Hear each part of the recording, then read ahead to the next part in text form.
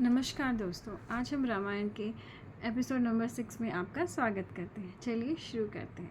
आज हम जानेंगे कि दशरथ के मंत्रिमंडल कैसे थे। इक्ष्वाकु कुल में उत्पन्न हुए महाराज दशरथ के अमात्य सर्वगुण संपन्न, विचार में निपुण, इशारों पर काम करने वाले और महाराज की सदा भलाई चाहने वाले थे। महाराजा दशरथ के मंत्रिमंडल में 8 अमात्य थे, 8 मंत्री थे। 8, ये तो 5 है। ये सब अत्यंत यशस्वी, ईमानदार तथा सदा राजकार्य में निरत रहने वाले थे। वे 8 मंत्री थे: दृष्टि, जयंत, विजय, सिद्धार्थ, अर्थसाधक, अशोक, मंत्रपाल और सुमंत्र। तो ये 8 मंत्रियों के नाम हो गए। इनके अतिरिक्त ऋषिश्रेष्ठ, वशिष्ठ और वामदेव 2 प्रधान, ऋतुंजय तथा कुछ और ऋषि भी मंत्री के रूप में थे। उनके अलावा 8 मंत्रियों के अलावा 2 और थे। एक तो उनके कुलगुरु थे वशिष्ठ जी और एक वामदेव थे। ये सब मंत्री बुद्धि, विनय संपन्न, लज्जाशील, कार्यकुशल, जितेंद्रिय, लक्ष्मी संपन्न, महात्मा, शास्त्र के जानने वाले और बड़े पराक्रमी थे।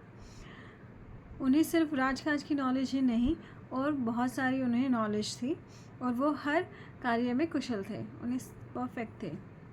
उनके पास धन दौलत भी बहुत थी, उन्हें शास्त्र की नॉलेज भी थी और बहुत ही पराक्रमी थे।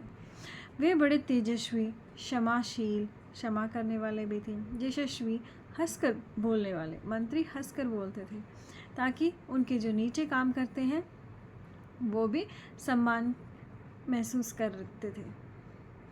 जैसे आपके नीचे वालों से अगर आप जो आपके नीचे कार्य करते हैं उनसे अगर आप हंस के बात करते हैं तो उन्हें छोटा फील नहीं होता। अगर हम उन्हें डांट के बात करेंगे तो उन्हें ऐसा लगेगा अरे ये हमारा बॉस है और अपमान फील होता है। तो जब भी किसी से बात करें तो हंस के बात करें। वे काम, क्रोध और लोभ के वश में होकर भी कभी झूठ न बोलने वाले थे। उन मंत्रियों के कई बार हम वैसे झूठ बोलते हैं, लेकिन अगर कई बार हमें इतना लोभ दिया जाए या हम कभी क्रोध में हों या फिर हमें किसी से लगाव हो तो उस अवस्था में भी वो कभी भी झूठ नहीं बोलते थे। वो क्रोध में भी सच बोलते थे। उन मंत्रियों के लिए अपने राज्य में तथा दूसरे राज्य में कोई भी किया गया या किया जाने वाला कार्य अविदित नहीं था, क्योंकि वे चरों द्वारा सब वृत्तांत जानते रहते थे।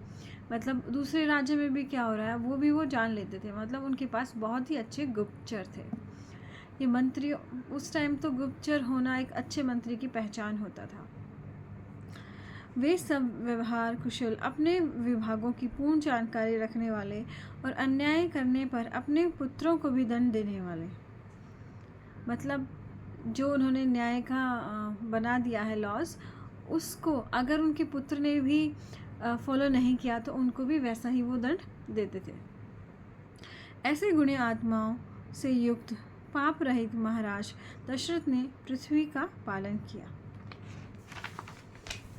तो आज के लिए इतना ही। आज हमने मंत्रिमंडल के बारे में जाना। नेक्स्ट एपिसोड में हम महाराजा दशरथ के पुत्रेष्टि यज्ञ के बारे में पढ़ेंगे। तो बहुत बहुत धन्यवाद।